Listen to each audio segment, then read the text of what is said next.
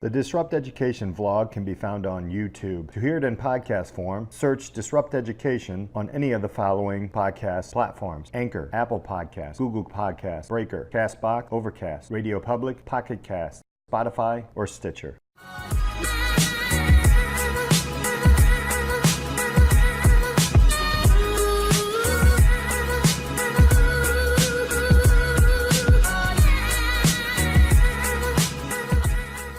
Welcome to this episode of Disrupt Education. I got a great guest from the University of Virginia, Mary Blankemeier. How are you? I'm good. I'm happy to be here. Excited for our interview and the question. This is weird because the last time I had you in class, I think you were a sophomore. It was a while back. It was what y'all call a minute. So, Mary, tell us a little bit about what you're doing, who you are, and just basically your path into education right now.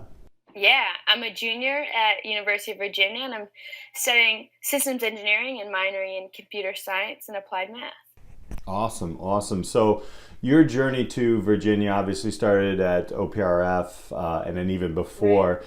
Can you describe that a little bit? Like, what was that like? What kind of things did you study? Was there anything outside of the school that you kind of learned that kind of, gave you guided you, I guess, into where you are right now? Yeah. I mean, OPRF definitely shaped me in a lot of ways, and so did Oak Park in general. I think my experiences there definitely play a big role in what I'm doing now. In high school, I didn't know that I wanted to do engineering. I definitely didn't click with the whole English history thing. I couldn't really memorize, and I think that instantly made me feel like, okay, that's not for me. And I think I've started to realize, I think something that's made me excel in engineering in a way is really having been forced to understand why certain things happen. So in math, especially not memorizing equations, but understanding why they come from, which up front took a lot of work, but I think has kind of led me to really enjoy it in the long term. I did Best Buddies at OPRF and absolutely loved it. Yeah. That definitely contributed to a program that I started here, as well as running. I loved it at OPRF, and I'm continuing it at UVA in cross country and track.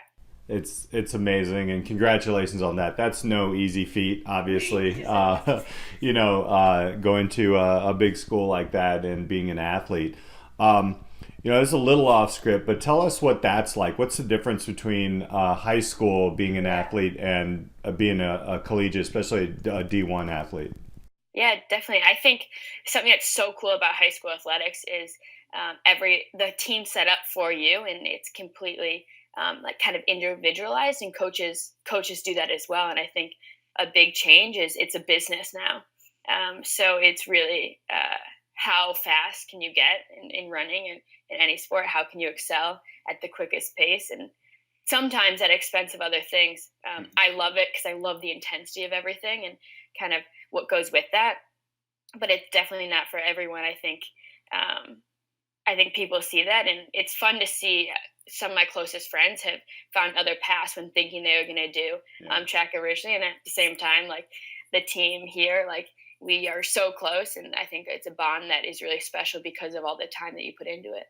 How does education or your classes and the curriculum come into play with being an athlete? It's a little bit different of a schedule, I'm assuming? Yeah. Everything's scheduled out very, very nicely and very concisely, but I love it. I think we have this J term where we don't have any classes and it's just training. And I think I've realized then how much I appreciate kind of the balance that when you're studying a lot and you need a break and you get an intense workout, it just kind of re-puts you back into focus. And the same with running, or the same with school when you're running and kind of need a break from all the mental competition and just going to study. It plays well with each other for me. And I got to talk about this Run for Charlottesville, this running program that you put together. I wanted to ask you about that. Tell us a little bit about how you're extending your education and your team, and you're actually giving back. Tell us all about what you've created and that path, because this is just an amazing thing that you're starting. Thank you so much. It's been so fun. Yeah, and it really stemming from kind of Oak Park and what I've learned at OPRF. But I grew up spending a lot of time with the special needs community, and I've grown a lot through that. And I didn't see a program that encourages or even allowed kids with disabilities to compete side by side with other kids their age. I also noticed that track was a very special place and that could kind of overcome some of those boundaries that kind of diversify in other places, whether it's school or kind of other things with socioeconomic factors. So I kind of always wanted to create this like completely inclusive environment. In Run Charlottesville, a teammate and I partnered, and we created a program that's completely free. Every kid gets snacks, t-shirts, water bottles, and hopefully some impactful mentorship through the University of Virginia students and the athletes involved. It's been so fun, from 50 kids coming out in the first season to now we have over 250 students, over 70 volunteers. And I think it really just resonates from the energy that everyone has when we come out every Sunday, to like the impact, whether it's just introducing a kid who's never been in that sports environment, or getting involved in like our mentorship program afterwards that focuses more on the kind of education aspect that sports can sometimes take away from. Yeah. So, and what? Tell some of the things that you've learned along the way, because I'm sure this wasn't just a straight line. Hey, we got 250 people showing up, right? Well, what were some of the highlights and maybe some of the learning moments that you had during that process? Yeah, definitely. I think, I mean, there's been so many highlights and lowlights. I think having a group of people to really help and take part in it has been so helpful for me, because it keeps you accountable for what you're trying to create, but also it really helps when initially there was so much work being done with insurance and creating the 501c3 like corporation in the state of Virginia, and a lot of behind the scenes work kind of sometimes takes away your excitement for the program and the impact that you want to make. So I think initially, focusing so much on that, we didn't really reach the kids that we were trying to reach. We had 50 kids, and we wanted to have like kind of a bigger, more excited group. And so the next season, we just put all our energy into that once like kind of the initial framework was formed, and it's been so fun to really feel the impact. One of our football players said, and it's like a quote that just like resonates with me, is that he can't wait to come out every Sunday just because of the energy. You can't not be happy. Yeah. And I think that's like what we really wanted to create. And then if kids continue to run afterwards or do another sport, like that's the goal. That's what we see as success, just having that like initial introduction to something that's been so meaningful and impactful for us throughout our lives. That's an amazing program. Before I jump into the big question, where can people actually learn more about that? Is there a website? Is there Yeah, so we're runcharlottesville.org. No underscores, no www dot. It's plain and simple, and that's where we pretty much put everything up on. And if you wanted to know more about it, it'll be there. Awesome. So I have to ask the question then. So knowing what you know now, looking back at your high school career or even earlier, would there be something that you see that needs to change, or something that you would change yourself to better prepare you for where you are right now? Yeah, and I thought a lot about this. I think there's so many things looking back where you're like, I could have changed this, I could have changed that. But I think something that I've really tried to do is do everything I do with as much as I can, like put as much passion and energy into it. And I think with that comes, when setbacks come, because obviously they're going to come all the time, having a support group that really will help you through that. I think it's so fun to put everything you have into something, but when it gets painful, and obviously it will, having that support group, I think is the most impactful thing that I can do. And I think if I would have really valued that earlier, to a higher extent, and really use that and not try to like kind of grunt through things, I could have kind of experienced more. I don't know if it's even success, but like happiness throughout, and really trying to get through those tough times. And when you have to be resilient, having people close to you to do that would be key. Do you think there's programs out there right now that are starting to look at that? I mean, obviously, team sports, and when you do clubs, that you kind of Right. get that collegiality. But outside of that, I mean, what kind of things would you see to kind of build that? Because I think you're absolutely right. I mean, there's a lot of students that maybe can't or won't or just don't feel like they're part of a team or a club. Right. Is there something the school you think could do a little bit different there, or are there things out there that you've seen? Yeah. I mean, I think everyone can do a better job. Like, even I think we all see when someone's struggling, and sometimes it's hard to like really reach out and be there. And then also just like creating deeper connections. I think the schools, it's such an easy way to kind of really dig deeper into that. Hmm.